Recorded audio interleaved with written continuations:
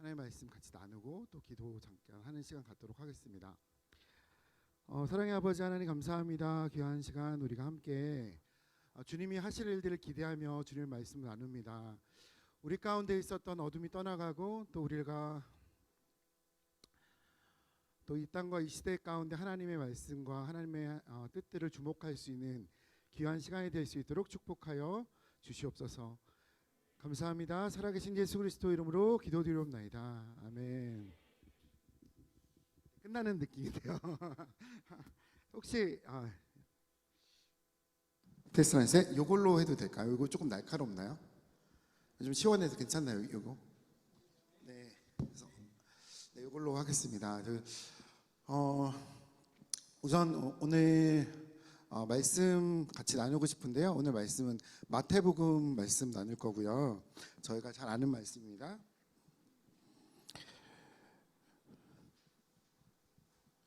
네, 마태복음 16장 21절부터 28절까지 말씀 보고 싶은데요. 네, 찾으시면 같이 교독하도록 하겠습니다. 네. 사실 김보교 공연을 저희가 전국 투어를 항상 같이 하거든요. 그래서 항상 시작할 때 제가 여러분 안녕하세요 이렇게 분위기 띄우는 역할 제가 하고요. 끝나고 나서 여러분 줄 서서 사진 찍을 때 제가 처음에 사진 막 찍어주거든요. 뭔가 좀 아쉬운, 저도 보교 가는 길에 좀 뭔가 아쉬운 느낌이 좀 나서 네, 보교를 한참 쳐다봤습니다. 오늘 하는 말씀 마태복음 16장 21절부터 28절 말씀입니다.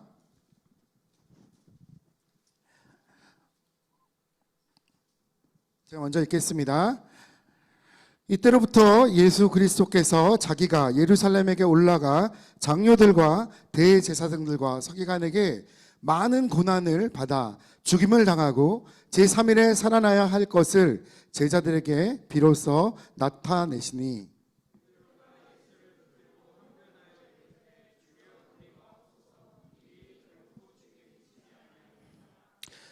예수께서 돌이키시며 베드로에게 이르시되 사단아 내 뒤로 물러가라. 너는 나를 넘어뜨리게 하는 자로다.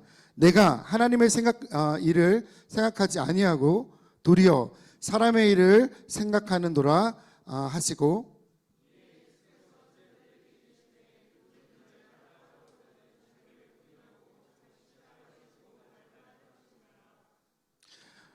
누구든지 제 목숨을 구원하고자 하면 잃을 것이요 누구든지 나를 위하여 제 목숨을 잃으면 찾으리라.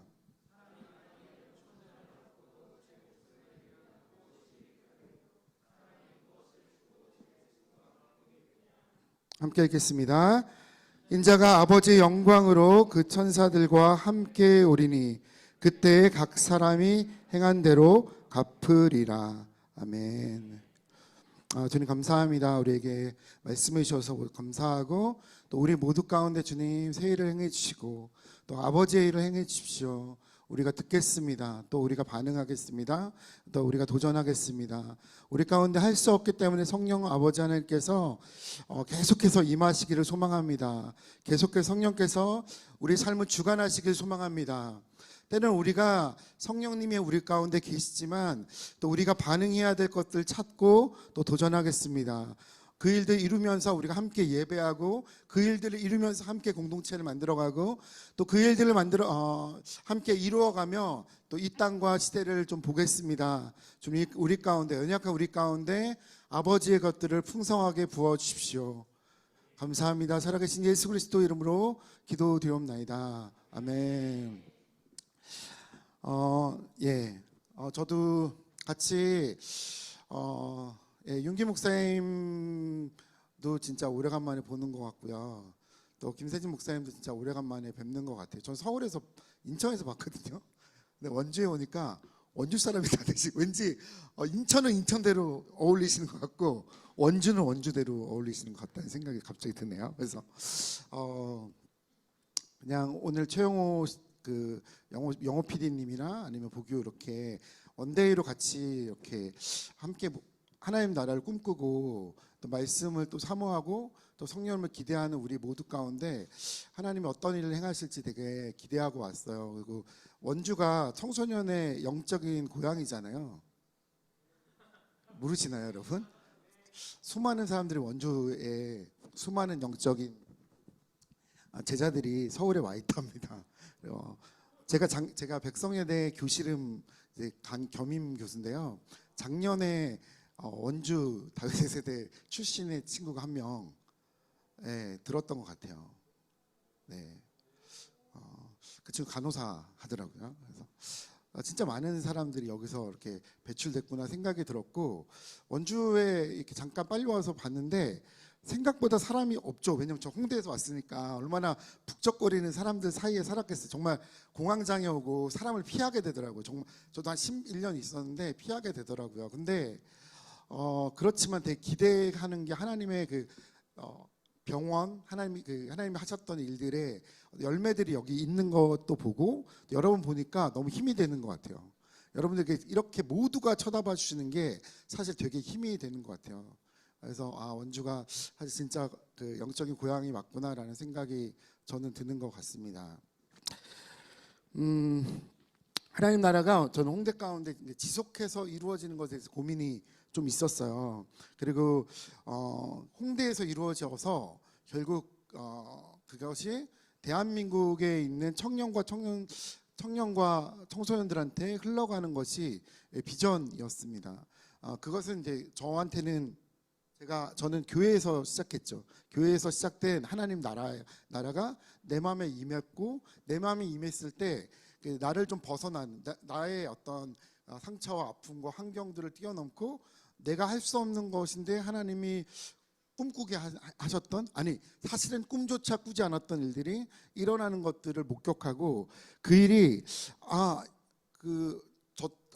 제가 뭐 설명을 드리자면, 저도 아버지가 폭력성이 있고 뭐 개인적으로 경계성 장애 있었던 사람인데, 그냥 초등학교 5학년 때 받아쓰기를 빵점 맞았어요. 그러니까 머리가 나쁘다고 하기엔 너무 나쁘잖아요. 그러니까 약간 생각해 보면 약간 경계성 장애 같은 게 있었겠구나라는 것들이 좀 있었고, IQ가 98인데 잘못 쟀겠죠? 초등학교 5학년 때였는데 그냥 보호받지 못하고 자라서 그랬었나라는 생각들이 좀 있었어요. 지금은 98 같진 않잖아요. 그러면서 나한테는 그 청소년들, 나처럼 그냥 이렇게 아깝게 시간을 보냈던 청소년들한테 하나님이 너희를 되게 사랑하시고 너희한테 하나님의 꿈과 계획이 있어. 그 꿈은 진짜 아름답고 놀라운 것이야 라고 말하고 싶었던 것 같아요. 근데 그거를 말로 하기보다 조금 더 실제로 어떻게 이루어진지 저도 보고 싶었고, 저도 부흥 이후에, 한국교회 부흥 이후에 실제로 하나님 나라가 이 땅 가운데 일어나는 것들을 꿈꿨던 것 같아요. 그리고 지금도 그 어떤 비전에 대해서 저는 ING인 것 같아요. 아직도 완전하게 하나님 나라가 이루어지지 않았기 때문에. 홍대에서 아무리 11년 살아봤지만 뭐가 변했겠어요. 조금 변했죠. 그리고 또 어떤 분들은 알아봐 주기도 하고, 어떤 분들은 뭐 좋은 후배 사역자들과 같이 뭔가 새로운 공연을 만들기도 하고, 뭐 워십 콘서트를 하기도 하고, 때로는 뭐 교수가 되기도 했지만 사실은 갈망은 아직도 있는 것 같아요. 왜냐하면 우리 시대에는 저는 공통적으로 세 가지의 어떤 비전이 그러니까 갈망이 있다고 생각하거든요. 그것은 교회가 다시 또 세상에 있는 많은 사람부터 존경받는 것이고, 또 크리스찬이 이 땅에 있는 필요를 채우는 것이고, 또 다음 세대가 일어나고, 또 다음 세대가 죽게 돌아오고, 또 세상과 함께 어울려 사는 이 일들이 우리 모두의 그 어떤 미션이라고 생각합니다. 여러분 동의하십니까?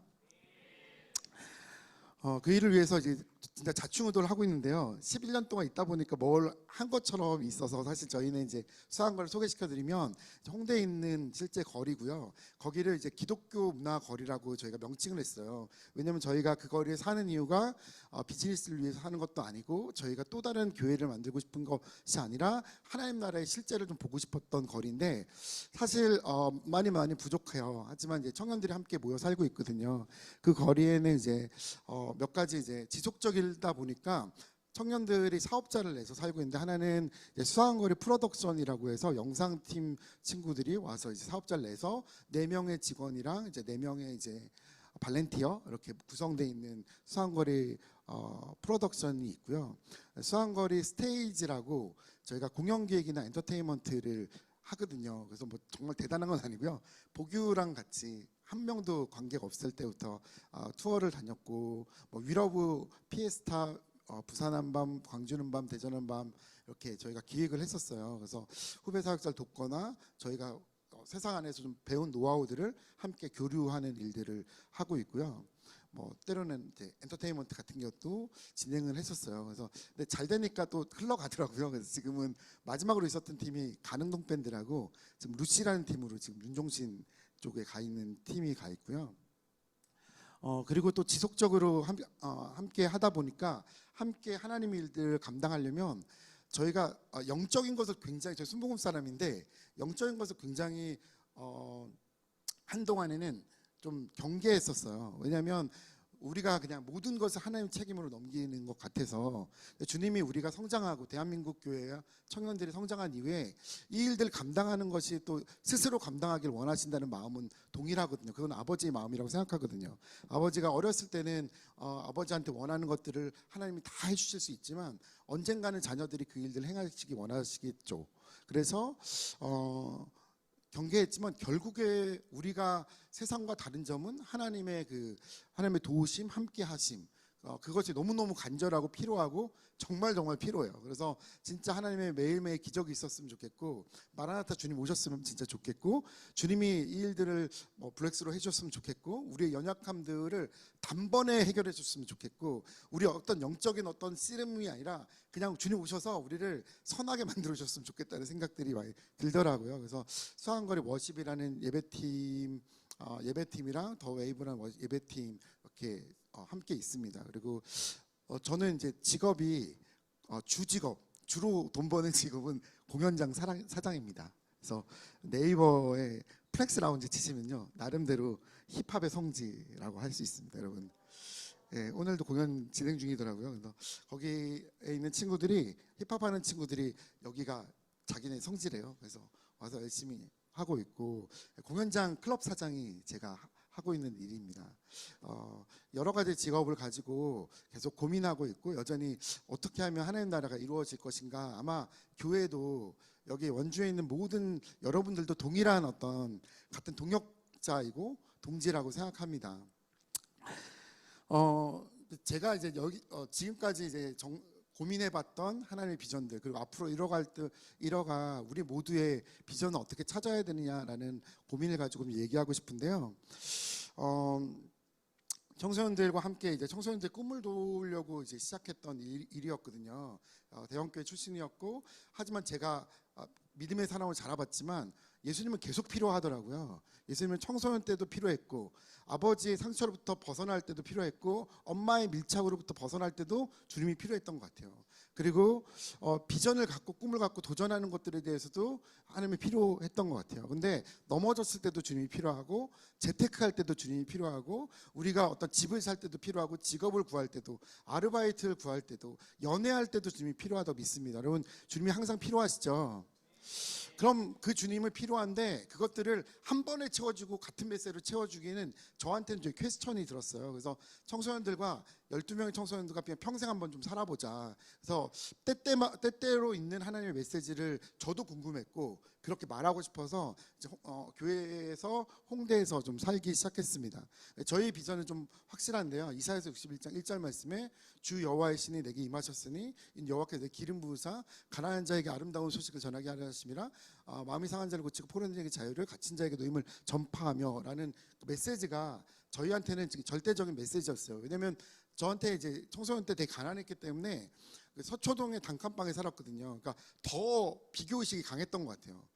다 애들이 60평짜리 아파트에 살던 애들도 있고, 뭐 이렇게 특히 생일 파티하면 애들이 막 자기 집에 가서 막 게임도 하고 맛있는 것도 먹고 피자도 시켜 먹고 KFC도 갔었는데, 저는 그럴 수가 없었거든요. 그래서 매일 저희 집에 애들이 와본 적이 없어서 친구들이 매일 우리 집에 가자고 쫓아왔었어요. 근데 전 너무 부끄러워서 1시간 동안 계속 도망 다니다가 겨우 집에 갔었던 사람인 것 같았어요. 그래서 더 빈부의 격차가 더 심했던 적이 있었어요. 근데 알고 보니까 하나님은 그런 나에게 꿈이 있고 그런 나에게 하나님의 놀라운 일들이 있구나라는 것들을 알게 된 다음부터 가난한 자에게 아름다운 소식을 전하게 한다는 말이 꼽혔어요. 성령님이 임하시면 나는 여전히 가난하지만 나는 아름다운 소식을 전하고 싶어. 가난한 자에게 단편적으로 세상에 있는 뭐 사랑의 가난, 뭐 비전의 가난, 가치의 가난이 아니라 저한테는 그냥 돈이 가난한 집 자녀로서 나도 가난한 자들을 딱 봤을 때 그들한테 너희 그 꿈이 있어. 너희 이렇게 살 필요 없어. 너네 꿈이 있는데 너 꿈을 위해서 살지. 아버지와 어머니의 어떤 실패 때문에 두려워서 그냥 공고 간다고, 그냥 알바한다고, 그냥 나 기술 배운다고 하지 말고 너 하고 싶은 거 뭐야?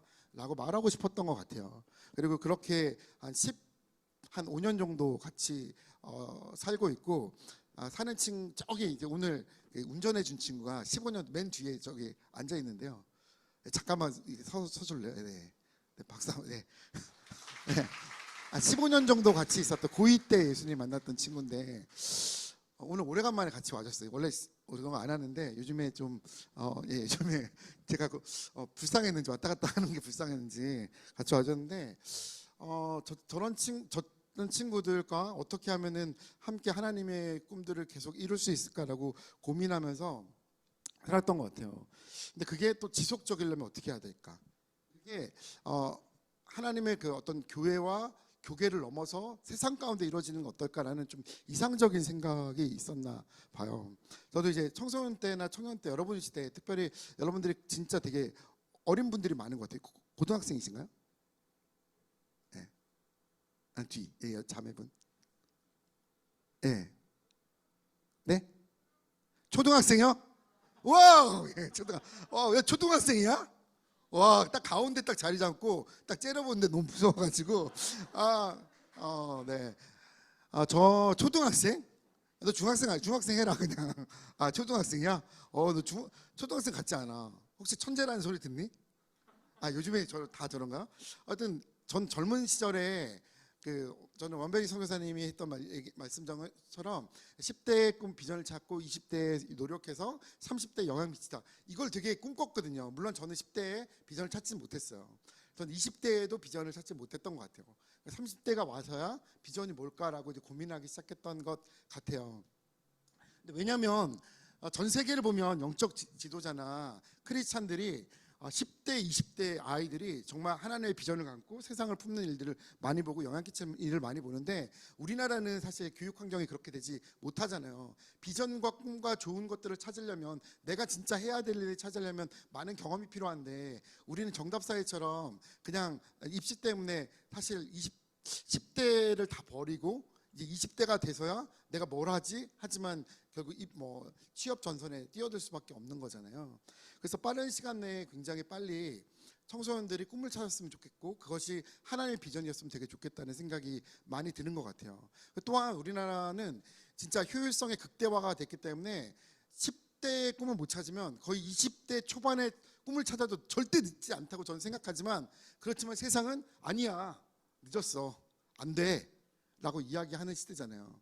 정답사회처럼 이렇게 가야만 돼. 아니면 너 큰일 난다, 도태돼, 야, 이렇게 얘기하는 시대이기 때문에 여러분 지금 꿈을 찾는 또 비전을 찾는 여러분 되시기를 주의 이름으로 축복합니다. 근데 아멘 소리를 들었을 때 거의 꿈을 찾으신 것 같아요. 사실은 되게 꿈을 찾았다는 얘기도 전 되게 그럴 가능성이 많다고 생각하지만 계속해서 한번 하나님 저에게 주셨던 어떤 고민들을 함께 나눠보았으면 좋겠습니다. 이제 거대한 어떤 효율성이나 또 꿈은 비효율적일 수밖에 없고 꿈은 결국 효율적인 지금과 분별해서 반대 정신으로 사는 것이 그래야 어떤 새로운 시대의 어떤 새로운 답을 얘기하는 청년 정신, 인디 정신 이런 것이라고 생각을 하는데 문제는 그렇게 꿈을 찾기 너무 어려운 것 같아요. 저도 이제 청년 때 꿈을 찾는 방법에 대해서 3가지 정도, 4가지 정도로 정리를 했었고 그렇게 설교를 했었고 그렇게 청년들을 가르쳤고 또 그렇게 배워왔던 것 같아요. 꿈을 찾는 제일 좋은 방법, 분명한 방법, 달란트죠. 예. 달란트에 대해서 배웠던 것 같아요. 그래서 달란트, 그래 달란트, 근데 내 달란트는 뭐지? 라는 고민이 생기죠. 보통 저도 이제 음악을 저는 잘 못했어요. 저는 이제 음악을 진짜 잘했던 게 아니라 예배가 좋았고 공동체가 좋았고 그냥 교회가 좋아서 음악을 했었던 것 같아요. 지금도 음악에 관련된 일을 하고 있죠. 근데 달란트가 있어도 과연 고민이죠. 달란트가 있어도 서로 계속해서 비교할 수밖에 없고 1등 아니면 알아주지 않는 시대에서 과연 달란트라는 말로도 조금 비전을 설명하기 힘들었어요. 그렇지만 여러분들에게는 잘하는 거 그 비전이 될 수 있죠. 달란트는 그냥 나도 아는데 다른 사람도 아는 것 같아요. 여러분 달란트가 있으신 분 있으세요? 나는 혹시 끄떡끄떡 너무 자신감 있어. 아무도 끄떡이지 않는데 저 자매님 너무 끄떡인데 무슨 달란트가 있으세요? 네. 요리하는 거 요리가 달란트입니까? 오 진짜 달란트가 될 수 있을 것 같아요. 혹시 요리하면서 그냥 맛있게 하려면 자기만의 방식을 따르나요? 아니면 백종원 보나요? 나만의 방식을 따라요? 달란트가 많네요. 보니까 이렇게 하면 더 맛있겠는데. 근데 그럼 결과는 어떤가요, 여러분? 결과는 어때요? 누가 해주나요? 누가 먹어봤나요? 가족들이 먹었을 때 너 잘한다. 엄마가 머리 쓰는 거 아니실까요? 아닐까요? 엄마가 그냥 머리 쓰는 거 아니시죠? 그래서 아마 달란트가 있으신 것 같아요. 맞아요. 어떤 분야에 달란트가 있으면 그것은 나도 알고 다른 사람도 아는 것 같아요. 그건 뭐 여러분도 알겠죠. 뭐 때로는 그 언변이 뛰어난 사람도 있을 것이고, 때로는 진짜 긍휼한 마음이 있는 사람도 있을 것이고, 때로는 뭐 똑똑한 사람, 뭐 과학에 대해 관심 많거나 수학적인 논리가 되게 많은 사람도 있을 거고요. 아까 같이 왔던 친구는요, 고등학교 2학년 때 게임방 죽돌이였어요. 98kg였거든요. 게임방 죽돌이였는데 그 친구는 지금은 이제 디자인하다가 이제 영상 쪽으로 넘어왔어요. 디자인하는데 진짜 색감이 있어요. 저 친구 누가 안 가르쳐줘도 홍대에서 같이 살 때 돈이 필요하잖아요. 저 친구는 포스터를 이렇게 주로 만들었었는데 포스터도 되게 잘 만들었지만 조명 같은 거 보면서 배우진 않아도 꾸딱꾸딱 이렇게 하면서 돌려보면서 이렇게 하면서 조명이 늘더라고요. 어떤 사람한테는 색감이 있는 친구도 있어요. 뭐 자매님들 특히 형제들 옷 입는 거 이런 거 보면은 답답하죠. 그래서 특히 크리스찬 청년들 답답하죠. 조언을 좀 부탁드립니다, 여러분. 그래서 저도 요즘에 제가 진짜 옷을 못 입는데 같이 있는 청년들이 무진사 깔아줬습니다. 그래서 무진사 옷 입습니다. 그래서 무진사 옷 샀는데 못 입겠어요. 그래서 그런 어떤 색감이나 눈에 있는 감각들이 뛰어난 사람도 분명히 있는 것 같아요. 맛에 대해서, 후각에 대해서 주님이 그렇게 만드신 것 같습니다. 달란트는 좀 쉬운 영역인 것 같아요. 근데 문제는 그 달란트 가지고도 하나님의 일을 이루는 건 참 어려운 것 같아요. 달란트를 가지고도 어떤 정말 내가 안정된 직업을 갖기에도 너무 어려운 것 같아요. 음악을 잘하시는 분 있지만, 여러분 좋아하시는 분, 특히 찬양 좋아하면서 음악을 도전했던 분 계시지만, 음악을 되게 잘하지만 서울예대 가는 건 너무 힘든 것 같아요. 예, 서울예대 가서도 좋은 곡을 쓰는 건 어려운 것 같아요.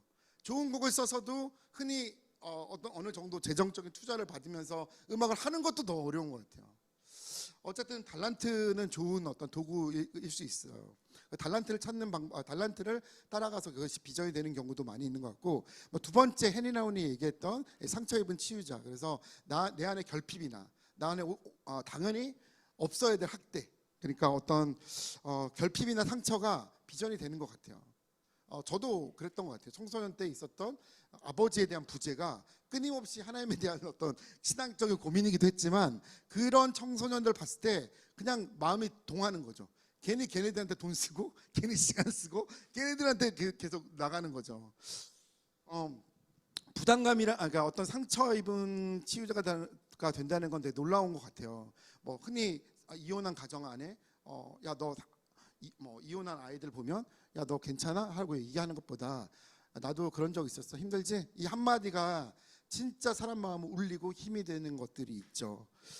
최근에 이제 오늘 오면서 어떤 넌크리스찬 인스타를 봤더니 이제 같이 왔던 친구가 얘기해 주더라고요. 아유, 크리스찬이 쓸 자리가 없어요. 그래서 수해를 당했대요. 그 지하 반칸방에 살다가 서울에 있다 피해를 당했대요. 비 피해를 당해갖고 침수를 당했는데, 침수 당하니까 막 자기가 도와달라고 이제 후원 요청을 했는데 600만 원어치가 필요했는데 800만 원이 들어왔대요. 그래서 그 200만 원이 남았으니까 다른 사람 돕자. 그리고 여러분 같이 피해 복구를 위해서 봉사활동 갈 사람 막 사람들이 모였대요. 그러니까 크리스찬이 할 일이 없다고. 어떤 진짜 그런 상황들을 경험해 본 사람은 다른 사람들에 대한 마음과 하트가 생기는 것이 또 하나님 만드신 우리 인간의 마음인 것 같아요. 여러분들 안에 있는 그 상처가 결국에 하나님 앞에서 다시 하나님을 만나고 재해석됐을 때 그것이 비전이 되는 경우가 굉장히 많죠.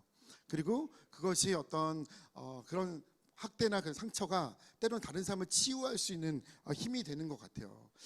근데 그 일들이 저한테도 또 아버지를 막 진짜 죽이고 싶었던 사람이었는데 정말 죽이기엔 너무 힘이 세셨고 너무 강력했던 아버지셔서 항상 아버지 앞에서는 그냥 아메바가 되는, 죽어버리는 그냥 이렇게 됐던 사람이고 여전히 있지만, 또 하나님을 만나고 또 그분이 특별하게 어떤 일들을 행하셨을 때 아버지를 극복하고 긍휼하게 여겼던 시간도 있었어요. 저한테는 이제 그 DTS에서 예수전단 DTS를 받다가 그 아버지가 이렇게 방문하신 적이 있어요. 저는 이제 DTS를 아내랑 같이 받았거든요. 다 싱글이었고 저희만 가족이었어요. 그래서 방을 막 옮겨 다니거든요. 근데 저희 방은 6개월 동안 변함없이 저희 가운데로 해서 자매방, 형제방 이렇게 있었는데, 아버지가 어느 날 이렇게 오늘같이 우중충한 날, 비가 오는 날이었는데 아버지가 오셔서 갑자기 뭐 투덜투덜 거리죠. 아버지가 신학하는 것도 너무 마음에 들지 않은데, 왜냐하면 아버지는 너무 어렵게 살까봐, 너무 가난하게 살까 너무 싫으신 거예요. 그게 너가 가난하게 사는 것들에 대해서 너무 내 마음이 아파 이렇게 표현을 못 하시고, 돈이 최고인데 막 그래서 하셔서 이렇게 폭력을 휘두르셨어요. 근데 아버지 오셔서 어느 날 뭐 밥을 사주셔서 갈비를 먹고 돼지갈비를 먹고 그 앞에 있는 홈플러스 가서 뭐 살 거 없어? 필요한 거 없어? 뭐 그러셔서 아버지 카드로 제가 갑자기 축구화를 사달라고 했어요. 축구화, 빨간색 축구화였거든요. 축구화를 사갖고 집에 그 방 안에 이제 공동생활 집에 와서 이렇게 보는데 엉엉 우는 거예요. 갑자기 비가 막 오는데, 근데 머리가 깨질 듯이 아픈 거예요. 알고 보니까 제 마음에 기억났던 게, 아주 어렸을 때 제가 축구화를 너무 갖고 싶었거든요. 근데 아버지가 안 계시고 또 어머니가 우유 배달 하시는데 그 축구화를 사달라는 얘기를 도저히 못 하겠는 거예요. 축구화가 7, 8만 원 정도 했던 기억이 나거든요. 도저히 그 얘기를 못 하겠는 거예요. 근데 갑자기 그 축구화를 보면서 그때의 생각이 났어요. 그래서 제가 나 축구화 갖고 싶었어 뭐 이렇게 해서 울었던 기억이 있어요. 근데 그때 약간 환상을 봤는데, 아버지 같은 사람이 그 책상 아래서 울고 있는 거예요. 아버지도 어릴 때 할아버지 엄격한 교육 때문에 자기가 할 수 없는 거, 자기보다 뛰어난 어떤 형제들보다 비교하면서 어린아이처럼 책상 밑에서 울고 있었던 한 아이가 있었구나. 그걸 발견하게 되고, 그때부터 아버지를 조금 긍휼한 마음으로 봤던 것 같아요. 그래서 아버지의 어떤 아버지의 상처로부터 조금씩 극복하기 시작했던 것 같아요. 그리고 나서는 결국 지금 있는 많은 지금 있는 청년과 청소년들이 비슷한 그 집안이 있거든요. 아버지의 어떤 부재라든지 아버지 이혼이라든지 아버지 학대 때문에 있었던 아이들과 함께 지내고 있어요. 그러니까 우리 안에 있는 어떤 달란트를 찾는데, 우리 안에 있는 결핍이라든지 우리 안에 있는 상처라든지 그런 것들이 또 때로는 비전이 될 수 있는 것이죠. 결국 그 비전이 되기 위해서는 그것이 다시 해석되고, 주님 때문에 하나님이 이 일을 통해서 하실 일들에 대한 어떤 기대감으로 다시 해석되고, 또 그것들이 결국 다시 해석될 뿐만 아니라 내 안에 나와야 되는 것 같아요. 그럴 때 힘이 되는 것 같더라고요. 그래야 상처가 치유되고 역전되는 것 같아요. 두 번째가 그냥 비전에 대한, 그러니까 상처나 어떤 학대, 그러니까 상처나 결핍에 대한 어떤 비전이겠죠. 두 번째 그렇게 배웠고, 세 번째는 어떤 부담감인 것 같아요. 부담감. 그래서 어떤 한 세대를 위해서, 윤기 목사님이 이렇게 보고 계시는데, 전 윤기 목사님 보면서 저분이 16년 있었네, 17년 있었네요. 17년 동안 뭐 다윗에 해갖고 아마 청소년에 대한 뭐 어떤 부담감이 있었겠죠. 아마 윤기 목사님도 상처 때문에 그럴 것 같다는 가능성이 많은데, 제가 대화는 못 해봤어요, 깊이. 하지만 부담감이 있겠죠. 한 지역에 대한 부담감이 있을 수 있다는 갑자기 생각이 드네요. 원주, 언제를 떠나지 않아. 더 큰 물을 위해 서울로 가야 되는데, 애들은 키워놓으면 다 서울로 가는데 왠지 원주 뭐 이런 애들 이런 분이실 가능성이 있습니다.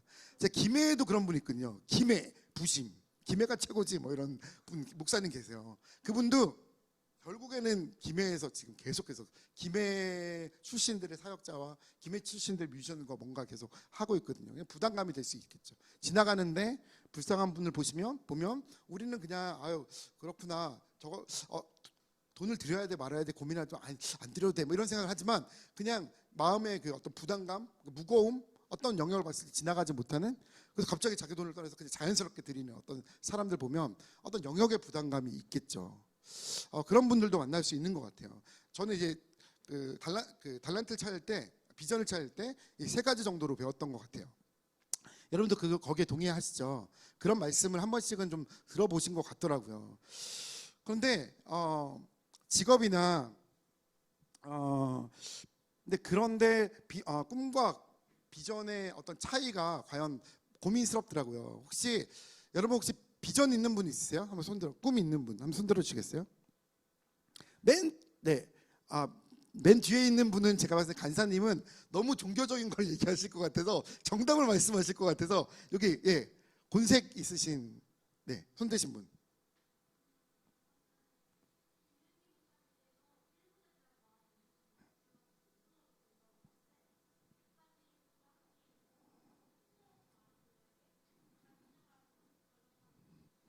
네, 1번에 대한 마음. 또 다른 분. 혹시 비전 있어요? 네. 꿈 없어요? 꿈 없어요? 비전 있어요? 꿈. 괜찮아. 아무도 안 봐. 뒷모습만 보여. 나만 보여. 말 안 할게. 어떤 거야? 네. 간호사. 예, 간호사. 간호사가 비전. 그러면 크리스찬 간호사가 비전이면 믿는 사람의 간호사와 믿지 않는 간호사가 있잖아요. 어떤 차이가 있을까요? 뭐가 다를까요? 간호사가 돈 벌기 위해서 하면 넌 크리스찬은 다 돈 벌기 위해서 간호사를 하고 크리스찬들은 다른 사람의 생명을 살리기 위해서 간호사를 하나요? 되게 당황스럽더라고요. 저도 비전이 어떤 형태인지 몰랐지만 어떤 그 이상의 것이 있는 것 같더라고요. 꿈과 비전 차이에. 꿈은 비전은 하나님이 주신 것이다. 우리가 이렇게 배웠잖아요. 꿈과 비전의 차이, 구체적으로 무엇일까 고민스럽더라고요. 단순하게 모양이나 형태는 아닌 것 같아요. 왜냐하면 세상에 나가니까 홍대에 나가니까 저는 홍대에서 크리스찬들도 사명이 있지만 사명 있는 음악인들 너무 많이 봤어요. 우리는 일주일에 한번 모여서 찬양팀 연습하다가 안 되면 많은데 걔네들은 일주일에 3일 모이는 거예요. 3일 모이다가 더하니까 걔네는 같이 살아. 지하 단칸방 세놓고 그러다 불나서 베이스가 죽어요. 막 울어. 다 같이 모여서 울어. 근데 그러면 흩어져야 돼. 집에 가야 돼. 너무 상처되고. 근데 베이스 한 번 더 뽑아. 계속 하는 거야. 저희가 공연장에 10년 전에 처음 했을 때 요거보다 작은 공연 클럽에서 제가 엔지니어를 했었거든요. 엔지니어 인디밴드 공연하는데 몇 명 올까요? 이렇게 많이 올까요? 한 명도 안 올 때가 있습니다. 한 명도 안 올 때가 있어요. 그러면 어떻게 하죠? 오늘 아무도 안 왔네? 오늘 기도하고 마칠까? 뭐 이렇게 얘기하는데 똑같이 하는 거예요. 진짜 음악이 별로죠. 왜냐하면 너무 시끄럽고 무슨 얘기하는지 모르죠. 근데 어느 순간 있다 보니까 진짜 사명자다 보이는 거예요. 미쳤어. 아무도 없는데 그 다음 주에 뭐예요? 다음 주에 또 공연 있어. 그 공연에 100명 올까요? 아무도 안 와. 그 다음 주에도 공연 있어요. 돈은 뭘까요? 근데 걔네들은 진짜 사명자네. 하나님부터 오지 않았는데 진짜 사명 위해서 자기 목숨 바치네. 너무 멋있는 거예요. 감동됐다니까요. 그래서 홍대에 있기 시작했어요. 처음엔 예배만 하고 빠지려고 그랬는데 아니야, 그게 너무 멋있는 거예요. 근데 얘네들이 또 멋있는 게 얘네들이 얘기하는 메시지인 거예요. 얘기하는 메시지가 그렇게 건전하진 않아요. 그냥 빡행 이따위 세상 끝나고 나서 꿈도 없는데 우리 다 같이 끝나고 나서 소주나 빨러 갑시다 이런 얘기를 하는데 뭐가 멋있었냐면 걔네들이 얘기하는 가사가 너무 멋있어요. 아는 만큼 얘기하는 거예요. 사는 만큼 얘기하는 거야. 마치 래퍼들 보면 래퍼가 제일 멋있는 게 뭐냐면 자기가 사는 만큼 이야기하는 게 제일 멋있는 거잖아. 수액하는 게 겁내 BY처럼 잘하는 것도 막 랩 잘하는 것도 좋지만 사실 내 얘기, 내가 사는 얘기, 내 꿈 얘기, 나 그렇게 살고 있어, 이 얘기 겁내 멋있는 거예요. 그래서 수액하는 거잖아요. 그러니까 진짜 사도 같은 거, 사도. 아는 만큼 이야기하고 아는 만큼 말하는 게 겁내 멋있더라고요. 그럼 무슨 차이가 있지? 크리스찬과 넌 크리스찬이? 여러분, 크리스찬이 착해요? 넌 크리스찬이 착해요? 크리스찬이 착해요? 넌 크리스찬이 착해요? 사람마다 착한 놈은 착하죠. 크리스찬이 공부 잘해요? 넌 크리스찬이 공부 잘해요? 공부 잘하는 사람이 잘하죠. 사람마다 다르죠. 크리스찬이 창조적일 것 같아? 넌 크리스찬이 창조적일 것 같아?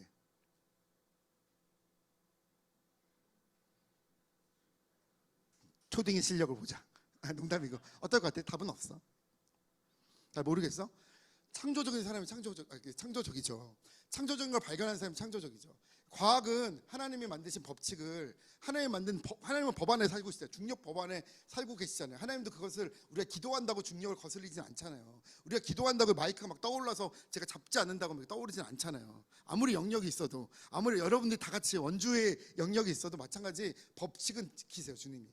그런데 이 법칙을 발견하는 게 과학이겠죠. 이 법칙을 숫자로 나타내는 게 수학일 것이고, 음악이면 이 안에 있는 보이는 그 소리, 그 공기 흐름을 딱 치면, 마이크니까 이게 치면 이 안에 있는 공기가 흩어져서 이 안에 흘리는 게 그걸 잘 싸면 음악이잖아요. 그거를 잘 공부하고 고민하고 발견하고 잘 사용하는 사람이 잘 사용하겠죠. 결국 하나님이 만드신 크리스찬과 넌 크리스찬이 저는 그렇게 차이가 없더라고요. 하나 차이가 있는 것은 우리가 주님을 믿고 우리가 구원받은 자라는 거죠. 구원받은 것 말고는 사실 차이가 없는 게 너무 당황스러운 거예요. 물론 하나님을 믿는 사람들이 인생을 살다 보면 하나님의 도우심이 있고 하나님의 능력이 임할 때가 있고 기적이 임할 때가 있고 하나님이 주신 비전 때문에 하나님의 길을 여시는 분이시기 때문에 길을 열기도 하죠. 그런데 진짜 차이는 없더라고요. 우리 그 직업과 우리의 어떤 삶의 형태가 비전과 뭐가 다를까요? 사실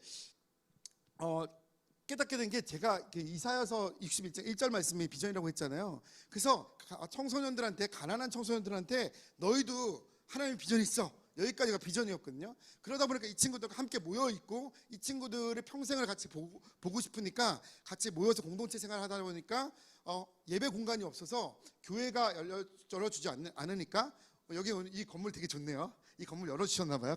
감사하게. 그래서 이런 건물에서 열어줬으면 여기서 예배를 드렸을 텐데 너무 멀어가지고 저희는 홍대에 있는 공연장, 제가 음악을 잠깐 한 적이 있어서 홍대에 있는 공연장에서 예배를 시작했어요. 예배를 시작하다 보니까 예배는 드릴 수 있는데 제가 애들이랑 가면 라면이라도 사야 될 거 아니에요. 돈이 필요하잖아요. 공연장을 운영해야 돼. 그러니까 공연장 사장이 됐어요. 근데 공연장 사장이 되다 보니까 10년 동안 공연장 사장이 되면 뭐예요? 우리가 사는 게 목적이 아니라 하는 날을 이루고 싶으니까 교회와 여기 홍대의 공연장을 연결하다 보니까 공연 기획도 하게 되고, 그러다 보니까 축제도 하게 되고, 그러다 보니까 공간과 공간을 연결해서 아이들이 여러 명이니까 혼자 살 수 없으니까 한 명씩 그 공간을 운영하다 보니까 공간과 공간을 연결해서 또 기독교 문화 거리도 만들게 되고, 그 거리를 만들다 보니까 뭐 강의도 하게 되고 뭐 이렇게 계속해서 확장되는 거죠. 제 비전은 그러면 교수인가요? 제 비전은 아니면 뭐 공연장 사장인가요? 제 비전은 그럼 목사인가요? 제 비전은 어떤 형태와 직업이 아니라 제 비전은 하나님 말씀인 거예요. 하나님 말씀, 이사야서 61장 1절 말씀이 저한테는 그냥 비전인 거예요. 언제인지 잘 모르겠어요. 하나님 마음이, 와, 나도 그렇게 살 수 있구나. 성령이 임하시면 가난한 자들에게 아름다운 소식을 전하고 싶었는데 나 같은 사람들한테 아름다운 소식을 전할 수 있어. 또 나처럼 마음이 무너져서 쉐임이 있고 막 상처가 있고 수치심이 있고 도망가고 싶고 회피하고 싶은데 그러지 않아도 돼. 눈을 크게 떠. 야, 괜찮아, 어깨 펴. 당당해도 돼. 그거 겸손 아니야. 겸손 아니라 그렇게 살아도 돼. 이야기하고 싶은 어떤 마음의 상처를 치유하고 싶은 마음이 있고, 현실이 싫으니까 공상해야 되잖아요. 공상해서 뭔가 계속해서 중독에 빠지거나 공상해서 막 쓸데없는 생각하거나 그 안에 계속해서 현실을 도피하고 싶은, 그래서 자기 안에 생각하는 내 세상 안에 사는 내가 너무 싫어서 거기서 자유케 해주고 싶은 마음이 있는 거예요. 하나님 말씀이 비전은 우리가 이루거나 이루거나 끝낼 수 있는 것은 아니에요. 하나님 말씀을 이루어가는 그 방향성, 우리가 어떤 형태나 직업이나 형태를 가지고 하나님 나라를 이루어갈 수 있지만, 사실은 하나님 나라의 비전은요, 우리 모두 가운데 선포됐죠. 그것은 하나님의 말씀이에요. 하나님 말씀. 그러니까 비전은 하나님 말씀이 이미 우리 가운데 이루어졌는데, 그 말씀이 그것이 그냥 종교적인 것이 아니라 그 말씀이 우리 안에 들어와서 믿어졌을 때, 그것을 살아갔을 때 비전이 되는 것이죠. 그래서 그 비전은 하나님의 말씀이 마치 그 방향성이 되어서 살 때의 비전이 되는 거예요. 그리고 그것을 향해 살아갔을 때 여러분들이 무엇을 하든지 그 비전이 하나님의 그 능력이 되고, 또 그 비전이 하나님의 도우심이 되는 것이죠. 아브라함, 이삭, 야곱, 요셉, 그리고 모세, 여호수아, 이 일들은 모두 공통적인 비전이 있었잖아요. 아브라함이 비전을 주셨고, 너희가 많은 땅을 줄 것이고 자녀를 줄 것이라고 말씀하셨죠. 아브라함은 그럼 많은 땅을 가졌나요? 많은 땅을 가졌나요? 많은 자녀를 낳았나요? 그의 그 직업은 그냥 나그네였을 뿐이에요. 비전을 이루진 않았죠. 하지만 아브라함, 이삭, 야곱 모두 똑같이 하나님의 말씀의 비전을 향해 살아갔던 것이죠. 근데 그 비전을 이루거나 비전을 믿을 만큼 환경이 되지 않았어요. 아내는 아이를 낳을 수 없는 나이. 그렇기 때문에 어떻게 이루실지 모르겠는 거예요. 내 상황이 어떻게 이룰지 모르지만 그게 방향성이에요. 내가 지금 주어진 이 일들을 하면서 하나님이 이 일을 하실 것이다 라고 믿는 것이죠. 저도 홍대에서 뭐 어떤 하나님 나라의 어떤 무브먼트를 할 것이라고 생각은 하진 않았어요. 마찬가지 지금도 잘 모르겠어요. 하지만 믿는 것이죠. 하나님 이 일을 행하실 거예요. 언젠가. 지금은 모든 교회가, 어떤 모든 대한민국에 있는 교회와 교계와 선교단체가 흉년이라고 생각해요. 흉년이기 때문에 7년 동안 있는 이 흉년을 계속 준비하죠. 어려운 시기예요. 그렇지만 우리가 믿는 거죠. 하나님 말씀이 이루어질 것이라고. 그 말씀에 의해서 나가는 것, 이것이 비전인 것이죠. 비전은 하나님 말씀이에요. 사람의 직업이나 삶의 방식을 넘어서서 하나님 말씀이 이루어지는 것이 비전입니다. 우리의 삶을 통해서 하나님 나라 이루어지는 것이죠. 김보규의 노래 중에 우리를 통해라는 곡 가사 했나요? 우리의 삶을 통해 주님의 나라가 이루어지고, 이것이 비전인 것이죠. 그러니까 어느 순간 이제 깨닫는 것은, 하나님 나라의 언약은 우리가 완벽하게 이루면 좋겠지만 우리가 이룰 수 없는 것이구나. 이것은 세대와 세대를 계속해서 반복해서 하나님이 이루어 가시고, 결국에 하나님이 재림하셨을 때, 다시 한번 주님 오셨을 때 그때 끝내시는 거구나. 그러면서 저한테 자유가 임하더라고요. 와, 하나님 나라, 내가 다 모든 민족을 구원하실 필요가 없구나. 내가 홍대 땅에 모두가 예배하는 것이 내 꿈이었는데 내가 이룰 필요가 없구나. 나는 그 비전을 향해서 살아가면 되는 거구나. 그럼 언젠가 하나님이 그 일을 이루실 것이다. 그걸 믿는 것이죠. 그러다 보면 자연스럽게 내 안에 자족하게 돼요. 그리고 더 자유하게 돼요. 비교의식에서 벗어나는 거죠. 하나님 말씀이 비전이 되었을 때 비교의식에서 벗어나는 거예요. 하나님 말씀이 비전이 되었을 때 우리는 연합할 수 있는 거예요. 개교회주의가 벗어날 수 있는 건 하나님 말씀이 비전이 되어야 되는 것이죠. 교회가 커지거나 뭐 이런 단체가 커지는 것, 이것이 아니라 하나님 나라가 이루어지는 것이구나. 저한테 하나님 나라가 이루어지는 거죠. 하나님 말씀이구나. 그럼 더 이상 비교하거나 뭐 자족하지 못하는 이유가 없는 거죠. 자유할 수 있는 것이죠. 그래서 하나님 나라가 반드시 비전이 돼야 됩니다. 우리의 꿈은 근데 우리의 꿈이 그러면 하나님 비전이 되는 순간은 언제일까요? 마태복음 16장 24절 말씀이에요. 이에 예수께서 제자들에게 이르시되 누구든지 나를 따라오려거든 자기 불의를 부인하고 자기 십자가를 지고 나를 따를 것이니라. 한번 따라해 보겠습니다. 자기를 부인하고 자기 십자가를 쥐고.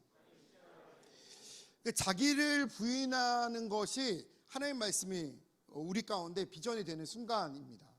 자기를 부인하는 것이 뭘까요? 자기를 부인하는 건 나를 뛰어넘는 상태를 이야기하는 것이죠. 나를 뛰어넘어서 내가 하나님의 시각으로 이 시대와 이 상황들 가운데 하나님의 필요를 보는 것이죠. 하나님의 마음을 보는 것이죠. 베드로전서 22절 말씀에 16장 22절 말씀에 이렇게 얘기해요. 베드로가 예수를 붙잡고 항변합니다. 예수님, 안 돼요. 그리 하지 마옵소서. 예수님이 어떤 상황이냐면 이제 자기가 곧 고문당할 것이고 자기가 찔림을 당할 것이고 맞을 것이고, 그래서 고난을 받다가 결국엔 죽을 거야. 죽어서 3일 만에 다시 부활할 거야 라고 제자들한테 드러냈어요. 그러니까 베드로가 안 돼, 절대 주님 죽으면 안 돼, 절대 주님 맞으면 안 돼. 지금 분위기 되게 좋거든. 지금 주님 막 기적 일으키시고 조금만 하면 성공할 수 있어. 내가 원하는 어떤 하나님 나라가 이 땅 가운데 이루어지는 거야 라고 이야기했죠. 23절을 보니까, 근데 예수님이 그렇게 그러니까 스승을 보호했던 베드로한테 예수님이 이상한 얘기를 하시는 거예요. 예수께서 돌이키사 베드로에게 이르실 때, 사단아 뒤로 물러가라. 야 사단아 뒤로 물러가라. 예수님 맞지 마세요, 예수님 죽지 마세요, 예수님 실패하지 마세요 얘기했더니, 사단아 뒤로 물러가라. 너가 나를 넘어뜨리게 한다. 너는 자기의 생각을 하고 하나님의 생각하지 못한다. 이렇게 말씀하신 거예요. 왜죠? 자기의 생각이 뭐죠? 베드로는 예수님이 성공했어야 돼, 예수님이 안 맞아야 돼, 예수님이 영광스러워야 돼, 예수님이 더 사람들한테 추앙받아야 되는 거예요. 예수님의 성공이 필요했던 거죠. 근데 예수님이 필요했던 것, 예수님이 봤을 때는 세상에는 예수님이 죽어야 되는 거죠. 고난받아야 되는 거예요. 예수님이 고난받는 것이 하나님의 필요였어. 예수님이 십자가 가운데 죽으시는 것이 하나님의 필요였던 거죠. 그래서 지금 말씀하시는 거예요. 너는 자기 생각한다고, 하나님 생각하지 않는다고. 결국 우리를 부인한다는 것은 나를 뛰어넘는 내 생각이 아니라 하나님의 생각으로 바뀌는 것으로 믿습니다. 베드로가 예수님의 희생을 용납할 수 없었는데 예수님은 사단아 물러가라, 떠나가라라고 말씀하셨어요. 베드로가 자신에게는 예수님의 성공이 필요했는데 세상에는 하나님의 십자가가 필요했던 것이죠. 하나님의 일을 생각하지 않고 사람의 일을 생각하는 것, 사람의 일에 머물러 있는 것이 자기 일을 부인하지 않는 것이에요. 하나님의 생각은 우리의 생각과 다릅니다. 양화진에, 제가 홍대에 갔더니 양화진이라는 곳이 있는데, 양화진에 많은 선교사님들이 우리나라에 처음 왔을 때 그들은 미국에 성공할 수 있었지만 조선이라는 땅이 잘 몰랐지만 2달에 걸쳐서 2주가 걸쳐서 오기도 하셨어요. 오고 나서 성경책을 집어던지고 죽은 사람도 있었고 병원을 세운 사람도 있었어요. 그의 필요가 되게 많았겠죠. 헐버트라는 사람은 다른 나라의, 우리나라의 독립을 위해서 헤이그 특사를 가기도 하고 또 고종의 어떤 독립 자금을 관리도 하기도 했어요. 그거는 헐버트가 우리나라와 무슨 상관이 있죠? 여러분 헐버트라는 사람을 알고 있나요? 헐버트 선교사님과 조선은 무슨 관계가 있었죠? 하나님과 관계가 있었죠. 헐버트는 관계가 없었어요. 하나님과 관계가 있었어요. 하나님 눈에는 조선이 가장 어두운 곳이었기 때문에 그렇고, 조선이 독립이 필요해서 그렇고, 조선에 있는 하나님의 만든 백성들이 자유가 필요했고 인권이 필요했고 그들이 어떻게 살아가는지가 너무 중요했기 때문에 헐버트가 그것을 산 것이죠. 헐버트의 생각이 아니라 하나님의 생각이 우리의 생각이 되는 것이죠. 말씀이 우리의 생각이 되는 것. 말씀이 우리의 생각이 되는 거예요. 여러분, 말씀이 그냥 알고 감동받는 것이 아니라 내 안의 욕망보다 더 커지는 것, 말씀이 믿어지는 것, 그리고 말씀이 내 욕구보다, 내 의지보다, 내가 암보다, 나의 감정보다 앞서는 것, 이것이 자기를 부인하는 것이죠. 그럴 때 우리가 하는 모든 행위는 비전이 될 수 있는 것이죠. 자기를 부인한다는 것은 자기를 부인한다는 것은 또한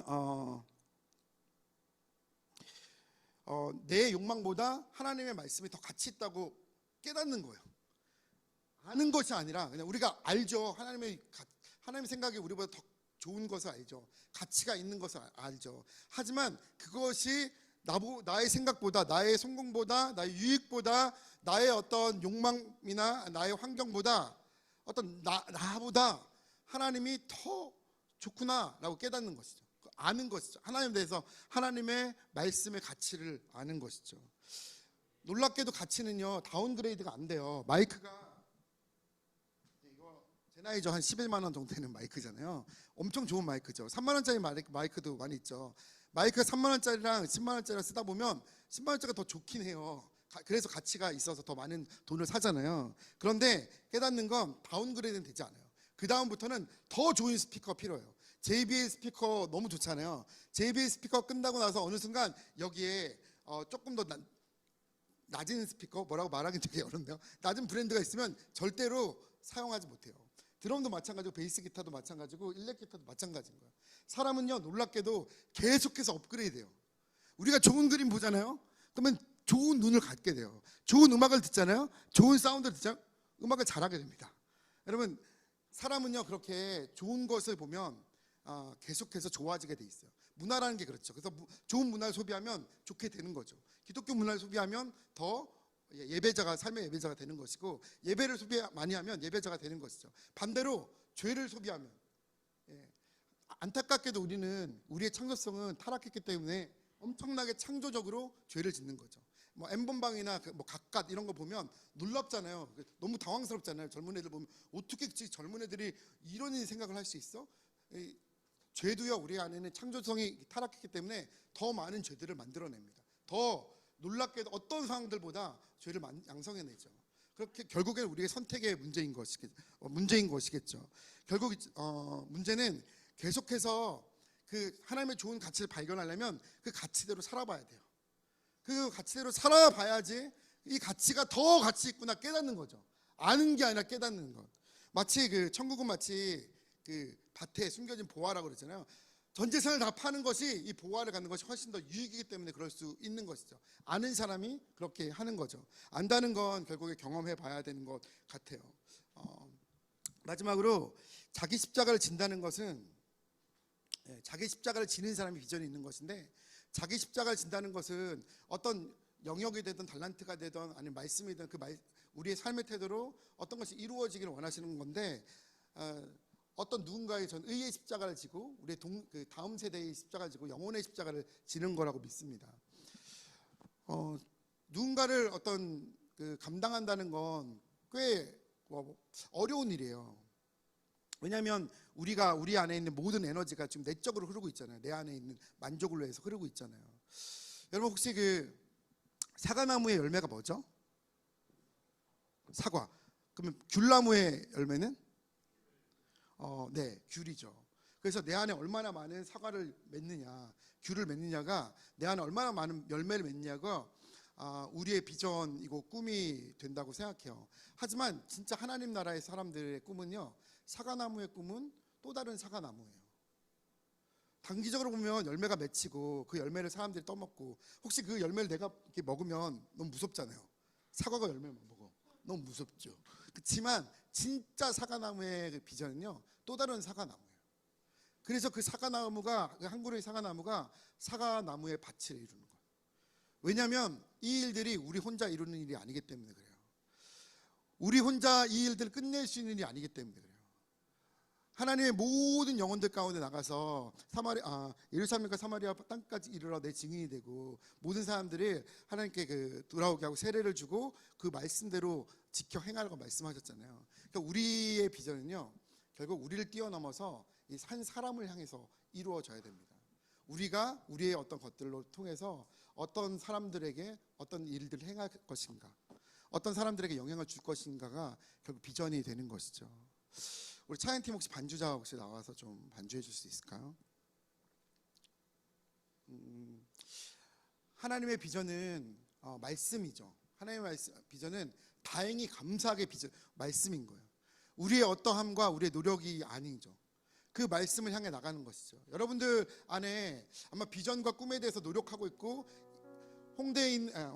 대한민국에 있는 많은 대한민국 사람들은 누구보다 그 비전에 대해서 수많은 어떤 대가집을 하고 하실 거라고 생각해요. 자기가 원하는 여행, 자기가 원하는 꿈, 노력 이런 것보다 자기 인생을 다 바쳐서 그 꿈을 향해서 나가죠.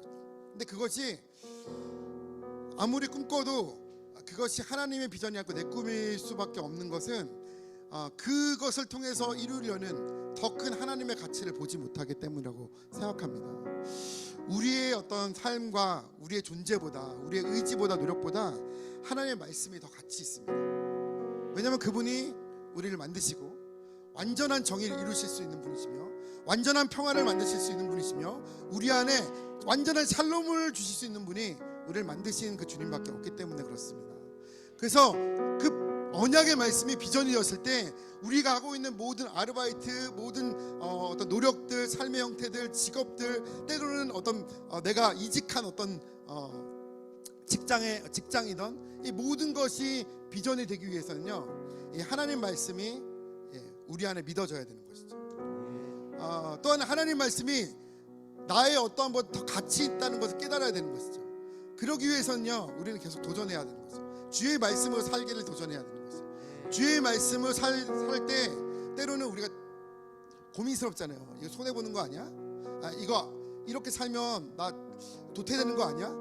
정답은 저렇게 얘기하는데 라고 이야기하잖아요. 근데 하나님의 말씀은요, 굉장히 가치 있는 게, 홍대에서 가치 있는 게 세상의 논리와 세상의 사람들이 경쟁하는 것보다 함께 하는 거, 그리고 함께 울어주는 거, 또 함께 그 필요를 채워가는 것, 그 삶들이 너무너무 그리운 게 사람인 거예요. 여러분도 그립지 않으세요? 여러분들의 어떤 고민과 여러분들의 갈등 가운데 서로 경쟁 혼자 싸우는 게 아니라 함께 고민을, 함께 더 좋은 세상을 만드는 것, 함께 더 좋은 평등한 세상을 만드는 것, 함께 정의를 만들어가는 것, 이런 것도 그립지 않으세요? 동역자를 만나기 원하고. 세상 사람도 똑같아요.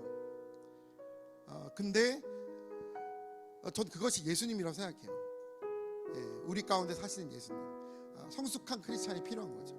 우리 안에 진짜 예수님의 삶으로 살아가는 크리스찬들을 너무 기다리고 있다고. 저도 기다리거든요. 저도 홍대에서 아니면 제 삶의 현장에서 예수님 오십시오. 언젠가 오실 거예요. 하지만 지금은 예수님의 마음과 가치와 그 말씀을 이루기 위해서 살아가는 한 사람의 동역자가 너무 그립더라고요. 우리는 모두 이 일에 동일할 거라고 생각합니다. 주님의 나라를 이루는 일들, 여러분 각자의 모습 가운데 그 이루는 것들에 대해서 동일하다고 생각합니다. 그렇다면 오늘 좀 이 시간 이렇게 찬양하면서 함께 좀 기도했으면 좋겠습니다. 주의 나라가 임할 때